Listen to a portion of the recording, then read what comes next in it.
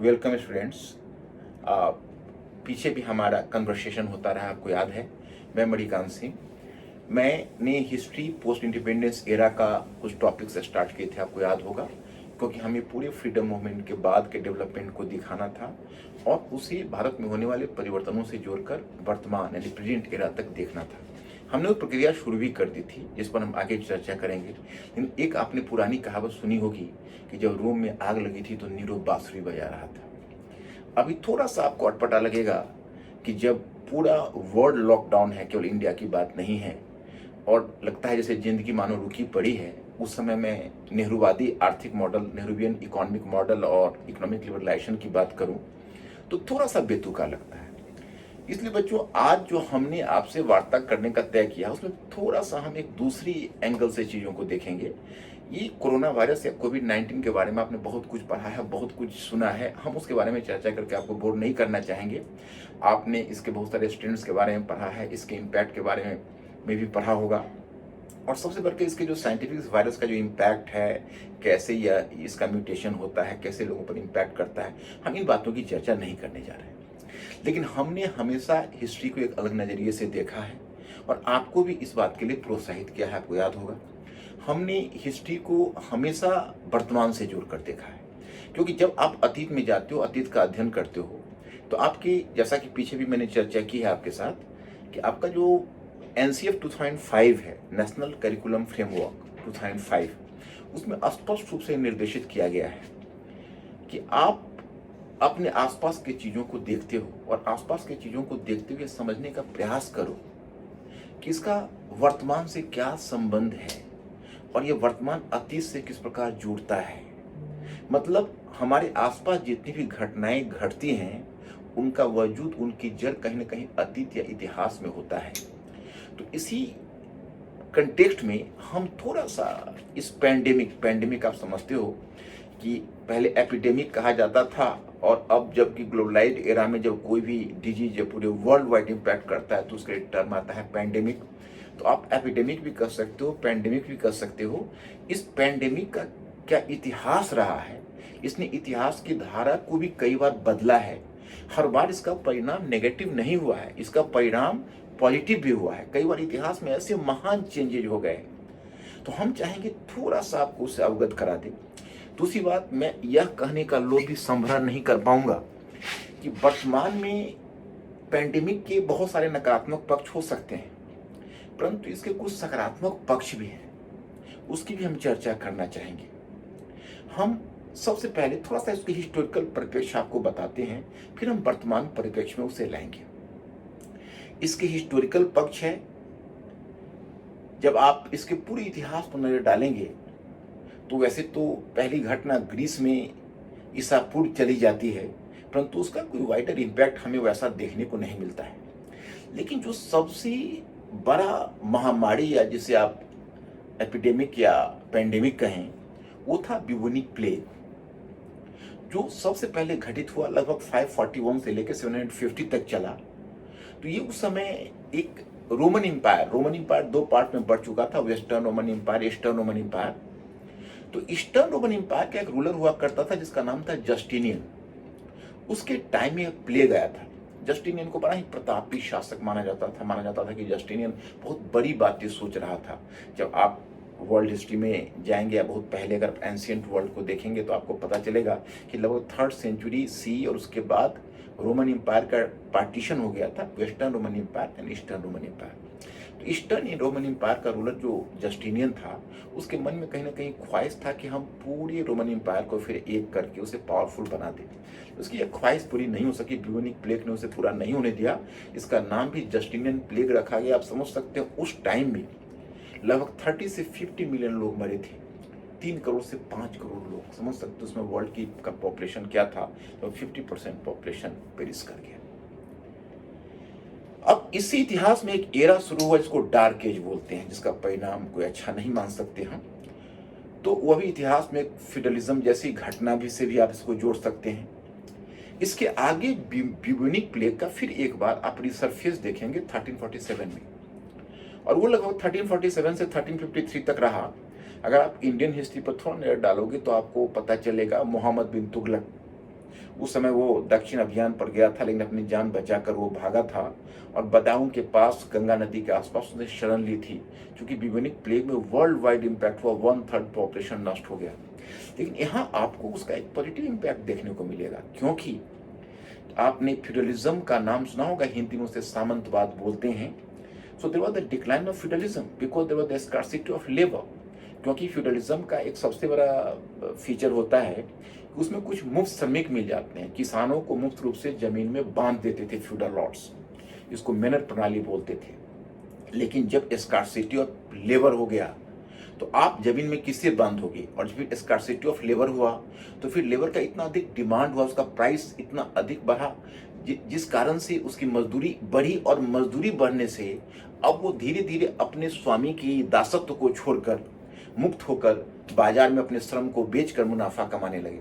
तो फ्यूडलिज्म के डिक्लाइन से उसको जोड़ा जाता है। आप समझ सकते हैं कि इस नकारात्मक घटना का भी एक सकारात्मक प्रभाव हो सकता है, ये कितनी अपने आप में बड़ी चीज है। अब उसके बाद आप आगे बढ़ते हैं तो दुनिया में इस तरह के पैंडेमिक आते ही रहे हैं। एक पैंडेमिक, अब एक हैजा या कॉलरा का नाम सुना होगा, 1854 में इंडिया में आया था। हालांकि उसकी जड़ ब्रिटेन में पाई गई, वैसे तो उसका कारण वाटर कॉन्टेमिनेशन को माना जाता है, लेकिन कहीं ना कहीं उसका जो स्ट्रेन है वो ब्रिटेन से जाकर जुड़ जाता है। तो अभी एक छोटा मोटा पैंडेमिक आप कह सकते हो, उसमें इंडिया में बहुत ज़्यादा कैजुअलिटीज हुई थी, और टाइम टू टाइम 7 टाइम्स लगभग आप मान कर चलें कि कॉलरा इंडिया में रिसर्फेस होता रहा और अच्छी खासी पॉपुलेशन को कंज्यूम करता रहा। दुखद बात यह रही। लेकिन इस कंटेक्स्ट में एक बहुत बड़ी महामारी, बहुत बड़ा पेंडेमिक आप देखेंगे जो स्पेन में घटित हुआ था, और उसे आपने स्पेनिश फ्लू, ये वर्ल्ड वाइड फैला था, इसको स्पेनिश फ्लू का नाम दिया जाता है, बट इसका इम्पैक्ट ग्लोबल हुआ था। ये बहुत बड़ी महामारी थी अपने आप में। एस्टिमेट किया जाता है लगभग 50 मिलियन लोग उस समय मरे। अब समझ सकते हैं कि फर्स्ट वर्ल्ड वॉर जस्ट घटित हुआ था, और फर्स्ट वर्ल्ड वॉर के समय पूरी दुनिया अस्त व्यस्त थी, विशेषकर यूरोप। अब कौन उसे फाइट करता, गवर्नमेंट मशीनरी उसके लिए तैयार नहीं थी, इतने सारे पॉपुलेशन को कंज्यूम कर लिया था। लेकिन चलिए, उसका एक सकारात्मक इम्पैक्ट आपको फिर भी देखने को मिलेगा कि पहली बार यूरोपियन कंट्रीज का ध्यान कम से कम पब्लिक यूटिलिटीज और हेल्थ सिस्टम पर गया। तो हेल्थ इंफ्रास्ट्रक्चर जिसे आप कहते हो मॉडर्न हेल्थ इंफ्रास्ट्रक्चर, उसका यूरोप में डेवलपमेंट पहली बार इस स्पेनिश फ्लू के बाद देखा गया। इसलिए आगे जो भी फ्लू यूरोप में हुआ उसमें उतनी कैजुअलिटीज नहीं हुई। फिर अगर इसके बाद आप आगे बढ़ते हैं तो है तो वैसे तो फ्लू का फिर प्रकोप बार ही बार आता रहा, फ्लू बार बार सरफेस करता रहा, मिलियंस लोगों को कंज्यूम करता रहा। लेकिन इस सीरीज में हमें एक, आपने HIV का नाम सुना होगा, जो बहुत 1981 में वो आप पहली बार रिसर्फेस हुआ था। उस समय तो लोग उसकी भयानकता को नहीं समझ पाए थे, परंतु वर्ल्ड वाइड उसने मिलियंस ऑफ लोगों को कंज्यूम कर लिया। आज HIV से संबंधित कुछ शुभ संवाद भी है, लेकिन वह दब गया है, क्योंकि बीच में ये जो वर्ल्ड अभी जो पूरा का पूरा लॉकडाउन के सिचुएशन में उस पर लोगों का ध्यान नहीं गया है। कुछ मेडिसिन के क्षेत्र में कुछ सक्सेसफुल प्रयोग वर्ल्ड ने किए हैं, तो लेकिन उसकी चर्चा यहाँ हम नहीं कर पाएंगे। अब ये जो HIV का जो विशेष रूप से रिसर्फेसिंग हुई, उसमें बहुत सारा वर्ल्ड में कैजुअलिटीज हुआ, आज भी हो रहा है।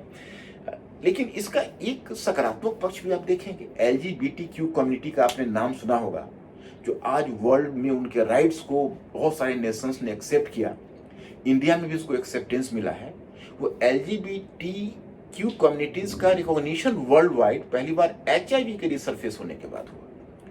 तो आप देखते हैं कि every cloud is having some silver lining as well. तो बच्चों, मैं समझता हूं कि अभी कितना ही सिचुएशन है, आप समझ सकते हो। आप लोग लॉकडाउन हो जहां तहां, मन में बहुत तरह के संकल्प और विकल्प आ रहे होंगे।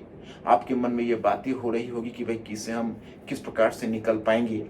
लेकिन आप अगर वर्ल्ड वाइड पीछे इस अगर एपिडेमिक और पैंडेमिक का इतिहास देखो तो आपको पता चलता है कि ठीक है, कैजुअलिटीज तो हुई, लेकिन जो कैजुअलिटीज है वो कैजुअलिटीज के बाद उसके कुछ सकारात्मक परिणाम भी सामने आए हैं, कि वो नकारात्मक ही नहीं हुआ है।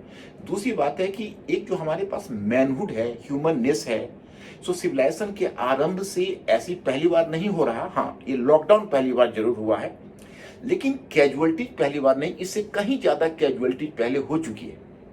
लेकिन अभी हम इस कैजुअलिटीज को क्यों इतना सीरियसली ले रहे हैं, इसकी भी चर्चा हम 2 मिनट में करेंगे। फिलहाल मैं आपको यह बताऊं कि अभी हमें इस सिचुएशन को फेस करना है विथ करेज, क्योंकि यही मैनहुड है। कई बार हम सोचते कुछ और है, उसका परिणाम कुछ और सामने आता है। उसकी दिशा हमारी कार्यवाही एक दिशा में होती है, लेकिन हम दूसरी दिशा में घटनाएं क्रम लेने लगती है। लेकिन यह भी इतिहास साक्षी है कि ह्यूमन बींग्स ने उस एडवर्स कंडीशन में संघर्ष करके चीजों को अपने पक्ष में लाया है, किया है, तो हम भी कामयाब होंगे। अब उसी श्रृंखला में आप देखते चले जाएंगे तो आपको बहुत सारे सार्स, एबोला, निपा, बहुत सारे इस कैटेगरी में आते जाएंगे। ये सभी पैंडेमिक थे, हालांकि उसका वैसा इम्पैक्ट नहीं हुआ। अब सवाल उठता है कि कोविड-19 को वर्ल्ड ने इतनी गंभीरता से क्यों लिया? तो ये बहुत एक्सेसिव कॉन्टेजियस है। ये एक तरह से समझिए तो जंगल की आग की तरह फैलता है। अब इसमें अगर थोड़ा भी हम केयरलेस होते तो स्पेनिश फ्लू जैसी घटना की से भी बड़ी घटना हो सकती थी। वर्ल्ड वाइड इस इन्फेक्टेड होने वालों की संख्या बिलियंस में हो सकती थी। आप जानते हैं कि आज हमारा पॉपुलेशन 9 to 10 बिलियन की तरफ बढ़ रहा है, और आप समझ सकते हैं कि अगर पूरे वर्ल्ड केयरलेसली उसी तरह छोड़ दिया होता जैसा हमने स्पेनिश फ्लू के टाइम में किया या पहले किया, तो दुनिया इसे नहीं सहन कर सकती। दूसरी बात मैं ये बताना चाहता हूँ, जो ये लॉकडाउन को आप ही के लाइफ का पहला एक्सपीरियंस नहीं, मेरे भी लाइफ का, और मेरे से पहले जो हुए उनके लाइफ का भी पहला एक्सपीरियंस होगा, क्योंकि पूरे ह्यूमन सिविलाइजेशन में ऐसा वर्ल्ड वाइड लॉकडाउन शायद ही कभी इतिहास में हुआ हो, जब इतने सारे कंट्रीज में 180 कंट्रीज अफेक्टेड हों और उनके पॉलिसी में बहुत कुछ सिंक्रोनिज्म जैसी चीज कुछ देखने को मिले। ये अपने आप में बहुत बड़ी चीज है। इसका कारण यह है कि अगर आप जियोलॉजिकल एरा में जाएंगे, मैं हिस्टोरिकल एरा की बात नहीं करता हूं, तो आपने एक डायनासोर के बारे में सुना होगा। जब डायनासोर एक इतना बहुत ज्यादा वो खाने वाला प्राणी था, अगर वो था तो संसार में कोई लिविंग क्रिएचर को रहना मुश्किल था, चाहे फिश हो या कोई भी लिविंग क्रिएचर हो, क्योंकि बहुत ज्यादा खाते थे, उनका कंजम्पशन बहुत ज्यादा था। तो डायनासोर के टाइम में ह्यूमन बींग्स पैदा नहीं हो सकता था। जब डायनासोर का एरा समाप्त हुआ तो ह्यूमन बींग्स का एरा स्टार्ट हुआ।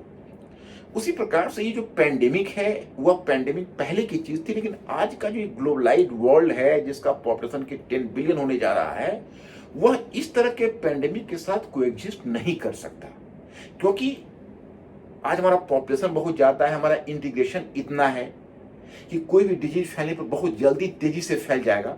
तो पूरे वर्ल्ड के लिए यह एक तरह से एक ग्लोबल नोटिस भी है, एक ग्लोबल निर्देश भी है, एक वार्निंग भी है कि बच्चों अब पैंडेमिक नहीं चलेगा। इसके लिए हम लोगों को मिलकर कुछ करना पड़ेगा। इसलिए ग्लोबलाइजेशन के लिए यह एक सबक भी है। तो खैर, ये तो हुई इतिहास की बातें। अब मैं थोड़ा सा संक्षिप्त में यह बताना चाहूंगा, ये जो पैंडेमिक है या एपिडेमिक है, इसका इम्पैक्ट क्या होना है। क्योंकि अब आप अगर देखेंगे, आप पीछे की घटना को, आपके लाइफ का तो ये पहला एक्सपीरियंस है बच्चों, कि जब आप देखेंगे एक खास एरा ही शुरू होगा, पोस्ट कोरोना एरा के नाम से आगे जाना जाएगा। आप जानते हैं कि अभी कुछ भी चीजें फोरकास्ट करना थोड़ी सी जल्दबाजी होगी, क्योंकि घटनाएं डेली करवटें बदल रही है। कब तक चाइना को वुहान का जो हाल था, फिर चाइना में जितना तेजी से इम्प्रूव किया, उससे अभी लगता है कि हमारा सिचुएशन बहुत जल्दी संभल जाएगा। और सिचुएशन तो डेफिनेटली संभलेगा, लेकिन उसके बावजूद भी हमारी जो जीवन पद्धति है उसको ये जरूर दिशा दे देगी, जरूर ही इन्फ्लुएंस पैदा करेगा। अब पोस्ट कोरोना एरा में क्या क्या परिवर्तन हो सकता है, इसकी तो एक लंबी सूची होगी। मुझे लगता है कि आगे आने वाले टाइम में आपके जनरल स्टडीज के सारे ब्रांचेज इससे अफेक्ट होंगे, क्योंकि मैं अगर एक एक उठाऊं तो सबसे पहले आप ग्लोबलाइजेशन को ही ले। अब इसमें दो तरह के विचार होंगे, क्योंकि आप जानते हो अगर आप ह्यूमैनिटी या मानवीय के विषय पढ़ते हो तो साइंस की तरह कभी इसका एक निष्कर्ष नहीं हो सकता।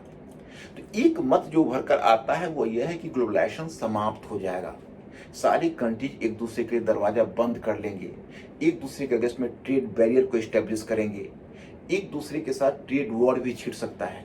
लेकिन ये बड़ा ही अनलाइकली सिचुएशन, क्योंकि ग्लोबलाइजेशन आज हमारा चॉइस नहीं, हमारा कंपल्सन है। हम टेक्नोलॉजी में इतना आगे बढ़ चुके हैं, हम इतना ज़्यादा टेक्नोलॉजी के माध्यम से इंटीग्रेटेड हो चुके हैं कि कोई कंट्री अगर अपने आप को चाहे कि हम लॉकडाउन करके दुनिया से अलग हो जाए तो उसका चॉइस नहीं है, ये हमारी मजबूरी है। इसलिए ग्लोबलाइजेशन समाप्त तो नहीं होगा। हाँ, एक बड़ी चीज देखने को मिल रही है कि अभी भी जो ग्लोबलाइजेशन था इंक्लूसिव नहीं था, ये कैपिटलिस्ट क्लास का ग्लोबलाइजेशन था। लेकिन पहली बार ये ग्लोबलाइजेशन ने कॉमन पीपल को डराया है, तो हो सकता है एक बड़ा सकारात्मक परिवर्तन हो।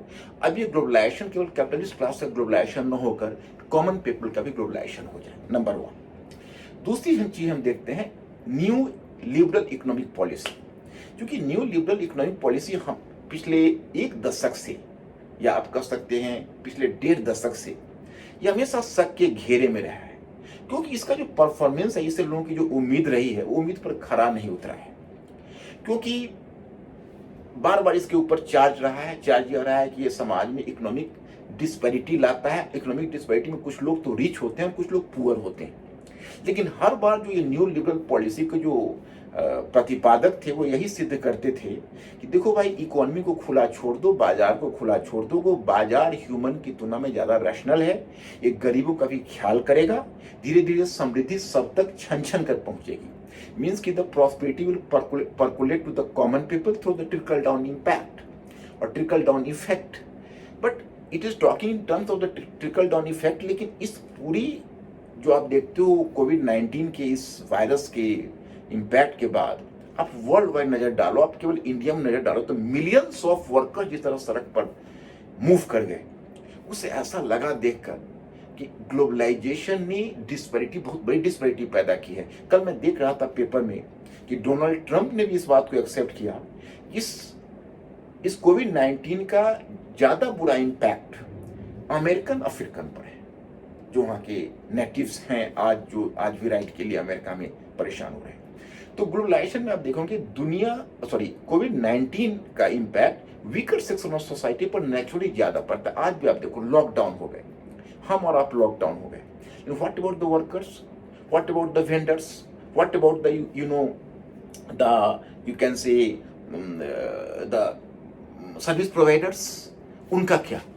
वो तो सर्विस प्रोवाइड कर रहे हैं, वो तो वल्नरेबल ग्रुप है।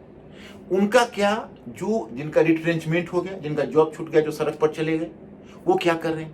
तो मतलब ये है कि हम जो वीकर सेक्शन ऑफ सोसाइटी है वर्ल्ड वाइड इससे ज्यादा सफर किया, जिसने लियो लिबरल पॉलिसी का पोल खोल कर रख दिया। इसलिए आगे मैंने अभी हिंदू में देखा है, क्योंकि अभी तो कोई मैगजीन्स और जर्नल्स निकल नहीं रहे बच्चे, लेकिन अभी हाल में एक हिंदू ने अपना निकाला है, फ्रंट लाइन उसका जो निकलता है उसका न्यू वर्जन आया है, और इलेक्ट्रॉनिक्स वर्जन मुझे भी देखने का मौका मिला। परसों ही वो आया, तो मैं कल तक उसको पढ़ा हूँ। उसमें एक नई बुक स्कॉलर्स वगैरह ने मिलकर निकाला है, और वर्ल्ड वाइड स्कॉलर्स इस बात पर अब बहस फिर दोबारा जारी कर रहे हैं कि इस न्यू लिबरल पॉलिसी को चेंज करना मांगता है। जो इम्पोर्टेंट, जो जितने हमारे इकोनॉमी के सेक्टर्स है वो गवर्नमेंट के कंट्रोल में होना चाहिए। जो विशेषकर हेल्थ सेक्टर है उसको पब्लिक कंट्रोल में लाया जाना चाहिए। हेल्थ सेक्टर में इन्वेस्टमेंट बढ़ना चाहिए। जो अब तक जो न्यू लिबरल पॉलिसी पूरी दुनिया को पाठ पढ़ाती थी कि आप गवर्नमेंट को अपना एक्सपेंडिचर कम करना चाहिए, अब ये बात पर बल दिया जा रहा है, नहीं, वीकर सेक्शन के खातिर, कमजोर वर्ग के खातिर गवर्नमेंट को अपना एक्सपेंडिचर बढ़ाना चाहिए। तो हो सकता है कि आगे चलकर new liberal policy, economic policy में एक बहुत बड़ा चेंज देखने को मिले। अब उसके बाद हम देखते हैं एक दूसरा सेगमेंट पर इसका इंपैक्ट आप देखते हैं। हम पॉलिटी पर ही देखिए, अब कॉन्स्टिट्यूशन पॉलिटी किसी भी देश का, इंडिया को ही ले हम एग्जाम्पल। आप यहाँ पर देखें कि सेंट्रल गवर्नमेंट अपेक्षाकृत कम एक्टिव रही, स्टेट गवर्नमेंट ने अपनी एफिशिएंसी ज्यादा दिखाई है। अब तक यह चार्ज होता था कि स्टेट गवर्नमेंट तो एक्स्ट्रावेगेंट हैं, वो रिस्पॉन्सिबल नहीं है, they are just doing the direction of duty. Central government हमेशा अपने एक्टिविज्म को दिखाता था और यही शो करने का प्रयास करता था कि अगर इंडिया की पॉलिटिया चल रही, इंडिया का स्टेट क्राफ्ट चल रहा है, तो सेंट्रल गवर्नमेंट के बल पर, चूंकि स्टेट गवर्नमेंट तो बीच में अंगा ही लगा रहा है, चाहे पुलिस रिफॉर्म्स की बात हो, जिस किसी की बात हो। लेकिन अभी आप देखिए आदित्यनाथ योगी का यूपी में देखिए, यहाँ आप दिल्ली में देखिए, केजरीवाल की सरकार को देखिए, अब तेलंगाना में देखिए, आप हर स्टेट्स में देखिए, तो state governments appear to be more active. तो इसका मतलब हमारा जो फेडरल सिस्टम है उसका भी डायरेक्शन बदल सकता है। हमारे प्राइम मिनिस्टर ने उत्साह से लॉकडाउन कराया, लेकिन जो ग्रास रूट लेवल पर काम कर रहे हैं वो स्टेट गवर्नमेंट कर रही है। लेकिन हाँ, एक बात बच्चों महसूस किया गया, पंचायती राज सिस्टम। हम पंचायती राज सिस्टम के रिफॉर्म्स में जितना बढ़ रहे थे, और विशेषकर जब वर्कर्स अपने अपने इलाके और गाँव में लौटे, तो वहां पर पंचायती राज सिस्टम बड़ा बेजोर काम कर सकती थी अगर उनके पास, क्योंकि पब्लिक के टच में तो पंचायत ही था। सेंट्रल गवर्नमेंट तो बहुत दूर है, टीवी और मीडिया में है, स्टेट गवर्नमेंट पास है लेकिन उतना पास नहीं है। अगर सबसे अधिक पास हो सकता था तो लोकल सेल्फ गवर्नमेंट हो सकता था, जो जिसका ढांचा हमारे यहाँ खड़ा है। लेकिन लोकल सेल्फ गवर्नमेंट को ऑटोनॉमी नहीं है। वो स्टेट गवर्नमेंट की तरफ देख रही थी हमें क्या करना चाहिए। उधर से ब्यूरोक्रेसी उसे ऑर्डर पास कर रहा था कि आप ऐसे करिए, आप लोगों को बॉर्डर पर रोकिए, आप लोगों को स्कूल में लाइए, कॉलेज में लाइए, वहां पर आकर उनको क्वारंटाइन करिए। ये सारा निर्देश मिल रहा था, but Panchayati Raj system itself not in a position to take initiative. ये बात महसूस की गई। तो भविष्य सकता है कि हम पंचायती राज सिस्टम को ज्यादा मजबूत करें। नेक्स्ट वन हम देखते हैं। अब इसका इंपैक्ट एक मैं देखना चाहूंगा, सोशियोलॉजिकल इंपैक्ट देखना चाहूंगा। सोशियोलॉजिकल इंपैक्ट में एक बड़ी अजीब चीज जो आगे चलकर सोशियोलॉजिस्ट इसकी स्टडी करेंगे। इंडिया में बच्चों, अगर आप एंशियंट टाइम से देखोगे तो स्टेट तो हमेशा रहा है, स्टेटहुड तो हमेशा रहा है मिडिवल में। अब मॉडर्न में तो अब वेलफेयर स्टेट कहीं कॉन्सेप्ट आ गया है। तो स्टेट हमेशा रहा, लेकिन लोगों ने स्टेट से ज्यादा सोसाइटी पर बिलीव किया, सोसाइटी पर डिपेंड किया। और यही वजह है कि इंडिया में जो मोनार्की है, वो मोनार्की के समानांतर ब्राह्मण्स ने हमेशा अपना इंपॉर्टेंस कायम रखा। ब्राह्मण्स ही ना कहें, कोई भी पृष्ठ क्लास, चाहे बुद्धिस्ट हो, जैनिस्ट हो, कोई भी हो। तो हमारे यहाँ मोनार्की के समानांतर पृष्ठ का भी अपना इंपॉर्टेंस रहा, क्योंकि मोनार्की ने भले स्टेट को लीड किया, लेकिन जब भी सोसाइटी की जरूरत पड़ी तो सोसाइटी से कॉन्टेक्ट करने के लिए मोनार्क को, किसी राजा को, किसी शासक को इसी पृष्ठ क्लास की हेल्प लेनी पड़ी। तभी इंडिया में स्टेट ड्राफ्ट चला। और ये एंशिएंट से मिडिवल तक भी हम देखते हैं। मॉडर्न एरा में भले हमने कॉन्स्टिट्यूशन बना लिया, लेकिन लोगों का विश्वास सोसाइटी पर ज्यादा रहा। अब आप समझ सकते हैं इस कोरोना, इस क्वारंटाइन, इस लॉकडाउन की स्थिति में जो प्राइम मिनिस्टर का डिक्लेरेशन आया, तो लोग इतने घबरा गए, जो विशेषकर डेली ब्रेड अर्नर्स थे, वेज अर्नर्स थे, उनको लगा कि भाई स्टेट पर उनको भरोसा नहीं हुआ। आप समझ सकते हैं कि प्राइम मिनिस्टर स्पीच दे रहे हैं, उनको बता रहे हैं, स्टेट गवर्नमेंट उनको आश्वासन दे रही, बावजूद उसके वो कहां दौड़े? अपने बिरादर के पास दौड़े। उनको बहुत बड़ा भरोसा था अपने बिरादर पर, लेकिन पहली बार ऐसा हुआ कि उनके बिरादर ने उन्हें नकार दिया, लेने से इनकार कर दिया, बॉर्डर पर खड़ा होना पड़ा। अपने गांव में एंट्री लेने से पहले उनको सोचना पड़ा, अपने गांव में उनको क्वारंटाइन किया गया। जरूरत थी, आई एम नॉट क्रिटिसाइजिंग कि गलत हुआ, लेकिन एक ह्यूमन सेंसिबिलिटी तो इससे अफेक्टेड हुई। पहली बार भले स्टेट ने उन्हें जितना भी किया हो, लेकिन कुछ हेल्प की उम्मीद थी, तो उन्हें स्टेट से ही उम्मीद थी, सोसाइटी से नहीं। तो क्या ये हमारी सोशियोलॉजिकल रिलेशंस को भी, सोशल रिलेशंस को भी एक डायरेक्शन देगा? ये सब भविष्य के रिसर्च का विषय। और विदेश और देश में आपको याद होगा कि, आपको तो खैर क्यों याद होगा, अभी तो आप लोग तो बड़ी न्यू जनरेशन के हो, सॉरी, हमें याद है कि 1980s में बड़ा ही पॉपुलर गाना हुआ करता था, चिट्ठी आई है वतन से चिट्ठी आई। वतन वाले याद कर रहे हैं कि हमें लौटना है अपने क्षेत्र में। लेकिन जानते हो बच्चों, आज पहली बार था कि वतन कह रहा था तुम उधर रह मत आ। तो क्या इसका भी इंपैक्ट कहीं ना कहीं हमारे सोशल रिलेशंस पर पड़ना है? ये भी भविष्य की बात है। इसका इंपैक्ट फिलॉसफी पर पड़ेगा, इसका इंपैक्ट लिटरेचर पर पड़ेगा। लिटरेचर पर आपने एक टाइटैनिक मूवी देखी होगी। 1912 में जो टाइटैनिक जहाज डूबा था, वो जहाज में कोई लव स्टोरी तो नहीं चल रहा था, उसको तो मूवी के तौर पर बनाया गया। तो जो लिटरेचर होता है, जो साहित्यकार होता है, उस मोमेंट को पकड़ते हैं। एक साहित्यकार की दृष्टि से, हिस्टोरियन की दृष्टि से, समाजशास्त्री की दृष्टि से, एक राजनीतिक शास्त्री की दृष्टि से अलग होती है। वो ह्यूमन रिलेशंस की गहराई को मापने की कोशिश करते हैं। तो जहां टाइटैनिक में आपको याद है कि जो टाइटैनिक है, उस टाइटैनिक में एक लव स्टोरी भी साथ में चलता है। एक तरफ ये शिप डूबा है, दूसरी तरफ एक इंसानियत भी उसके साथ देखा गया है। तो कुछ उसी तरह की बात है। इस पर बहुत सारे साहित्यकार इस लॉकडाउन पर लिखेंगे और उस पर उनके लिटरेचर का विषय होगा। हो सकता है कि कुछ लोग एक साथ वहां रहने के लिए विवश हों, जहां एक दूसरे से घृणा करते हों, एक साथ रहने के लिए विवश हों जब एक दूसरे से प्यार हो जाए, घृणा प्यार में बदल जाए, प्यार घृणा में बदल जाए। तो ये साहित्यकारों की रुचि का विषय होगा।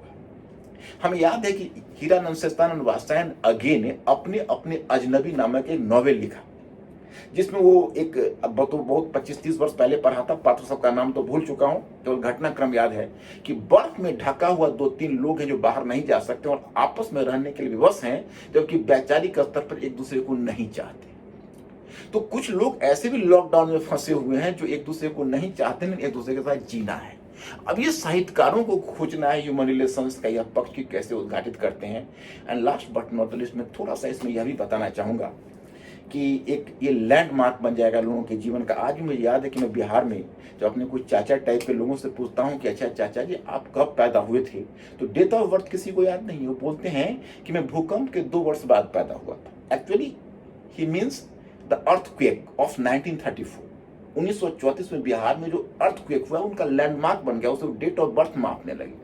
उसी तरह से लोग अपने जीवन के कुछ चीज़ों को मापेंगे कि लॉकडाउन के इतना बाद ये हुआ, लॉकडाउन के इतने बाद ये हुआ। तो लॉकडाउन ये पूरी दुनिया के लिए एक लैंडमार्क बनने जा रहा है। लेकिन हम अपनी इस कमजोरी को ताकत भी बना सकते हैं। बच्चों, हम आपको ये बताना चाहते हैं कि आप लोग जहाँ भी हैं सुरक्षित रहें, अंदर रहें, निर्देशन का पालन करें। और मैं एक बात और भी आपको बताना चाहता हूँ कि ये टाइम को रचनात्मक रूप से यूज़ करें। हम ये मान करते रहे, क्योंकि देखो हमारे लिए कुछ 1-2 अच्छी बातें, अच्छी खबर भी है।